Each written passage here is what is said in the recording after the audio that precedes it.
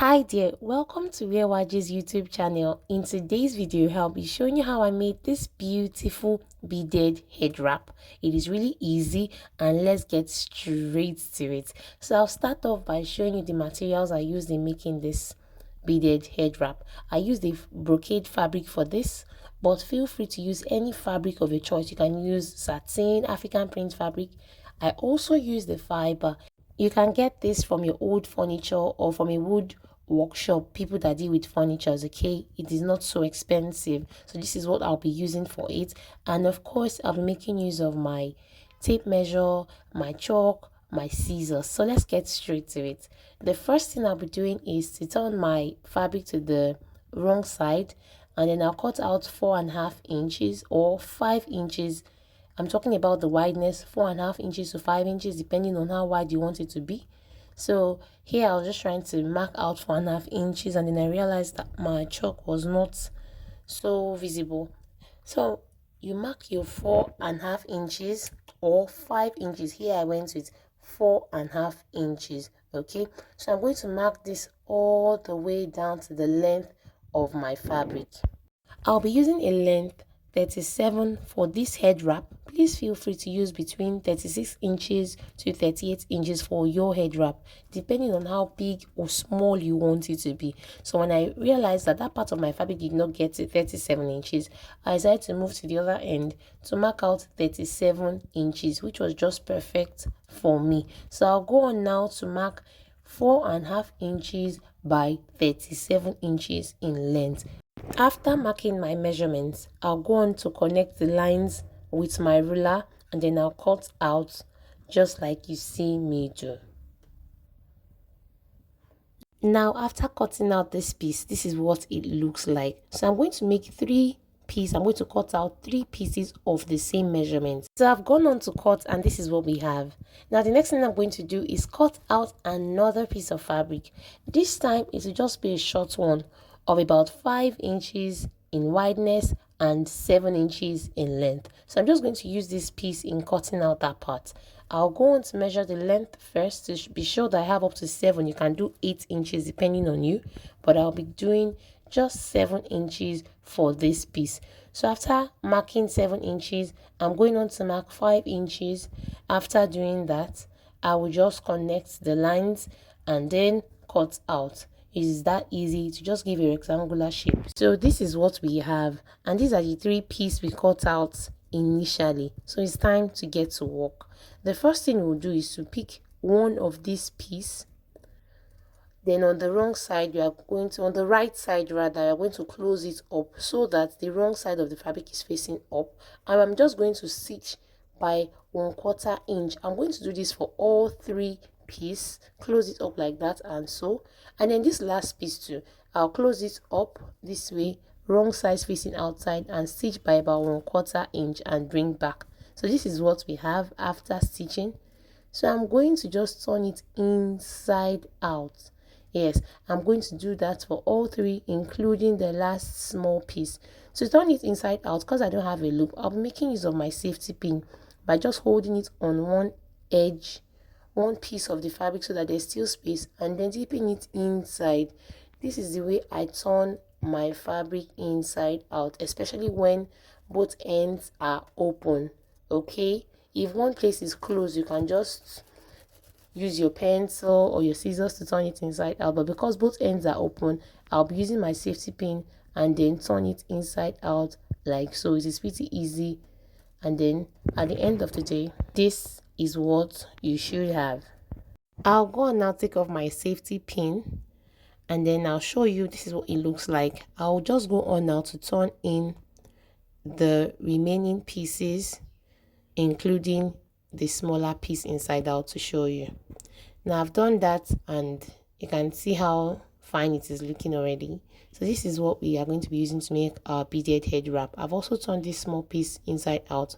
What I'll do now is to open it to make sure that this seam is on the center part, okay, not at the side. I'll place the sewing, that's that seam, on the center part, give it a good press, and then we have it here. After giving it a good press, you can see the center seam has almost disappeared because it was pressed down and it's looking so neat. So after doing all of this, all these pieces, the next thing we'll be doing now is to put that small piece aside and then place our fiber, or put our fiber into each of these pieces. Okay, to do this is quite easy. You can make use of your pencil or your scissors by simply opening your piece like so. Hold just one end, open it up and stuff your fiber in. Now while you're doing this, ensure that you don't place too much of fiber in it. Yes, when you put it in with your fingers, you can decide to shake it till it goes down, and then do that from both sides of the piece. Okay, or you can use your pencil to just push it down depending on you. Now, like I said earlier, when putting in this fiber, please ensure that you don't put too much.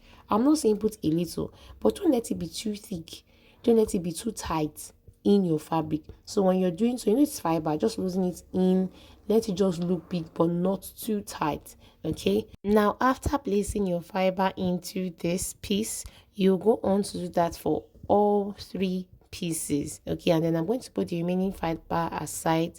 You can see what it looks like. It is not too full. Okay, it is bendable, not too full. And then you see the reasons when braiding this piece. Now after doing that, the next thing we'll be doing is to ensure that the seam is still at the center part. Okay, yes, like on the center part, they are going to place each of them on each other like so, ensuring that the place that has the seam is covered, is facing down. Okay, after doing this, you just take it to your machine and stitch down this part. All right, so after doing the stitch, this is what my piece look like. Okay, I've gone down to stitch down. Now after stitching down, it is time to braid, but I cannot, you can hold it down with your machine foot, okay, and braid down. But because I wanted to just video this part, I'll just get someone to help me hold while I braid it down, because unfortunately my scissors couldn't hold down. So you can hold it down with your machine and then you braid all the way. Okay, so what I'll be doing now is to get someone help me hold that part down while I show you how I'll be braiding it all the way. Now ensure that the side seam goes to the side. It is not obvious on the top of the braids. Okay, just move it to be at the side and then you braid down. You see how easy it is for me to braid because the stripes are not thick, the fiber inside is not too much. Okay, so you braid the style you choose. If you want it to be big braids, you want the space to be tight, just braid as you can. And after braiding, this is what it should look like. Now the next thing to do after braiding it this way is to close down this braid, okay, so that it stays braided. Now how to do this is simple. You place each strand on each other like you did at the beginning part, and then you take it to your machine and sew. Okay, you place it down on each of them like this. The way you cover the side seam, you do the same at this corner. You can feel free to remove the fiber at that end. So braid it down and bring it back to you. So yes, after holding it down with my machine, this is what the second end looks like. You can see how easy it is, and it only gets easier. It is now time to join the two edges together. Now there are two ways to go about this. The first thing I will do now is to bring in that last piece we cut out, sewn and pressed earlier. Now what you can do, the first way to do it is to just place both ends on each other and then take it to your machine, stitch down, and then you go on to cover it up with that final piece. But if you feel your machine might not be able to hold this down, you can use your needle and thread to hold it before you go on to cover it with this final piece. Another method is to fold in the edges of your fourth piece, this small piece. You see the way I'm doing it, fold in the edges to avoid rough edges and threads out.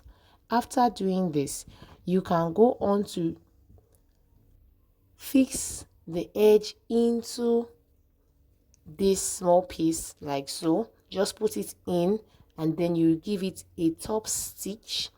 After placing it in well, you can go on to give that side a top stitch, okay, and then you do the same, place the other end and give it a top stitch. This is one way. You can even put an elastic in that part, but what I'll be doing is the easy way for me, and I believe that it will work for everyone as well. I'll go on to stitch this with my machine. Like I said, you can use your needle and thread. So after stitching it down this way, this is what it looks like, okay. So after stitching it in, because we don't want any rough areas showing, this is why we would introduce the last piece after trimming off the threads that might be coming out. So I'll go on now with this short piece. To cover it up, the first thing we'll be doing is to tuck in the rough edges, just like you see me do. So you can make yours 8 inches long, all right, 8 inches long, so that you don't have any issues when sewing. Now, to achieve the proper finishing, you're going to sew it inside out, meaning that the side that has the seam should be out when you want to stitch. So I'll take it to my machine now, place this side that has the seam outside, use it to wrap it up like this, bring it to the edge here so that I can properly stitch down my machine. I'm going to give that a very good stitch, and then this is what it looks like. After stitching down, the next thing we'll be doing is to just turn it inside out, and then we would be done. So you carefully turn this in. Remember, I'm using a brocade fabric. You can use satin, you can use Ankara, that's the African print fabric, to make this head wrap.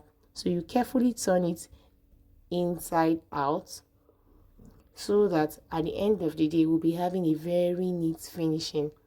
So this is what it should look like after you've turned it over. You can see how neat it is looking on the inside and on the outside. That is even lightweight. If you'd like to know how I made the boo for this head wrap, please see my next video. Do not forget to give this video a thumbs up and subscribe if you haven't. Thank you so much for watching. See you in my next video. Bye.